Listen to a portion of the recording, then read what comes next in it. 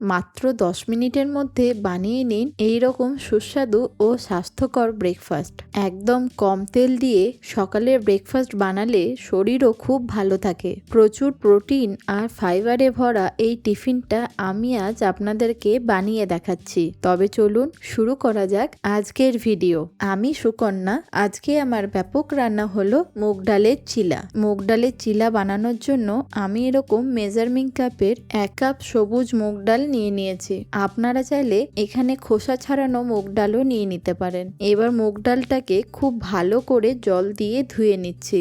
ডালের মধ্যে প্রচুর পরিমাণে ধুলো নোংরা লেগে থাকে, তাই জন্য ডালটাকে খুব ভালো করে জল পাল্টে পাল্টে ধুয়ে নিতে হবে। খুব ভালো করে ডালটাকে ধুয়ে নেওয়ার পর বড় কাপের 2 কাপের মতন জল দিয়ে ডালটাকে আমি 4 থেকে 5 ঘন্টার জন্য ভিজিয়ে রাখবো। আপনারা এই ডালটাকে আগের দিনে রাত্রেবেলায় ভিজিয়ে রেখে দেবেন, তাহলে সকালবেলায় ব্রেকফাস্ট বানাতে সুবিধা হবে। 4 থেকে 5 ঘন্টার পর দেখুন ডালটা কি সুন্দরভাবে ফুলে গেছে।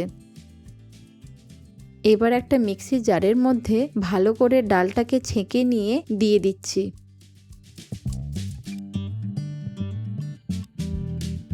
তার সাথে দিয়ে দিচ্ছি 2 ইঞ্চি আদার স্লাইস, অল্প একটু ঝালের জন্য 2টো কাঁচা লঙ্কা, তার সাথে দিয়ে দিচ্ছি 1 মুঠো ডাঁটি সমেত ধনেপাতা, আর দিয়ে দিচ্ছি 2 চামচ ডেসিকেটেড কোকোনাট। আমার কাছে যেহেতু নারকেল ছিল না, সেই জন্য আমি ডেসিকেটেড কোকোনাট অর্থাৎ শুকনো নারকেল গুঁড়ো ব্যবহার করছি। আপনাদের কাছে যদি নারকেল কোড়া থাকে সেটাও ব্যবহার করতে পারেন। তার সাথে দিয়ে দিচ্ছি 1/2 চা চামচ নুন।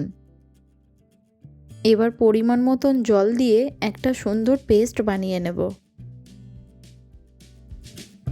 দেখুন একদম এইরকম সুন্দর করে ফাইন পেস্ট বানিয়ে নিতে হবে।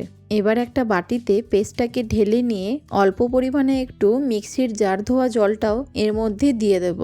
এবার পেস্টের বাটিটাকে একটা সাইডে রেখে দিয়ে একটা প্লেটের মধ্যে 200 গ্রামের মতন পনির নিয়ে নিয়েছি। এবার পনিরটাকে এইরকমভাবে হাতে করে ভেঙে নিয়ে ভালো করে ঝুরো ঝুরো করে নেব।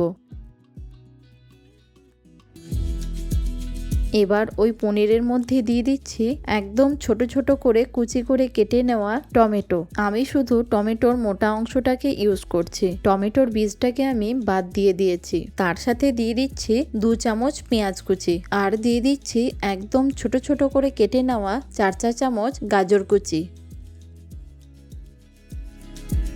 একটু সুন্দর ফ্লেভারের জন্য দিয়ে দিচ্ছি 1 মুঠো ধনেপাতা কুচি, আর সুন্দর কালারের জন্য দিয়ে দিচ্ছি 1 চা চামচ কাশ্মীরি লঙ্কার গুঁড়ো। আপনারা চাইলে কাশ্মীরি লঙ্কার গুঁড়োটাকে অ্যাভয়েডও করতে পারেন। তার সাথে দিয়ে দেব 1/2 চা চামচ ব্ল্যাক সল্ট। একটু সুন্দর চটপটা ফ্লেভারের জন্য দিয়ে দিচ্ছি 1 চা চামচ আমচুর পাউডার, আর দিয়ে দিচ্ছি স্বাদ মতো নুন।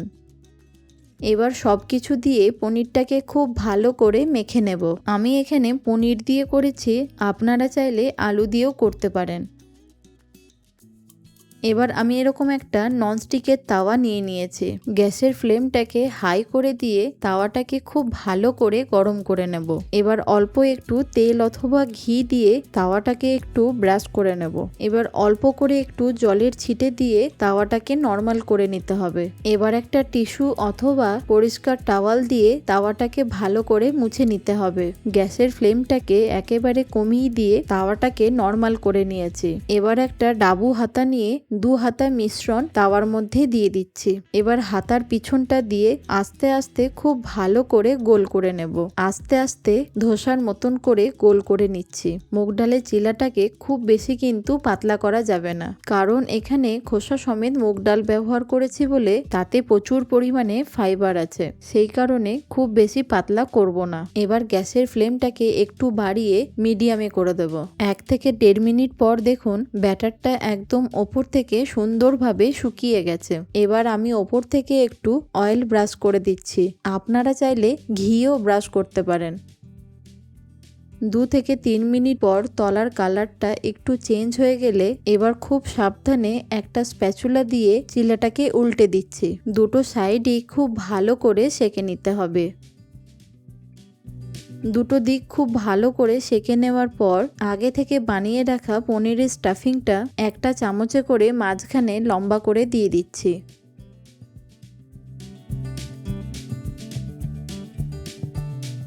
এবার ধীরে ধীরে পাটিসাপটার মতন দুটো দিকই খুব ভালো করে মুড়ে নেব। আবারও একবার খুব ভালো করে চেপে চেপে সেঁকে নেব।